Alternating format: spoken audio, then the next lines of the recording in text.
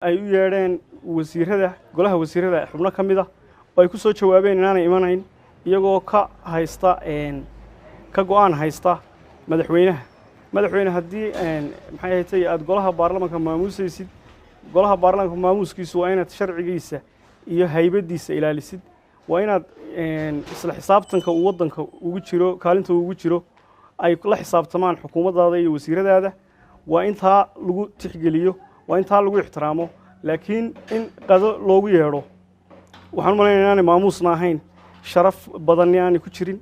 maantana xaalad adag baa waddanka ku jira xaaladdaa adag inuu madaxweynuhu ka gurmado oo uu gurmad rasmi ah kaga talagalaabay ahayd aad baan uga xunnahay in maanta xilli siyaasadeed muran siyaasadeed la geliyey waddanka qas siyaasadeed la geliyey aan waqtigiisii taagnayn ururo aan waqtigoodii joogin doorasho aan waqtigeedii taagnayn doorashada u soo horreysa waddanka waa doorashadii madaxtooyada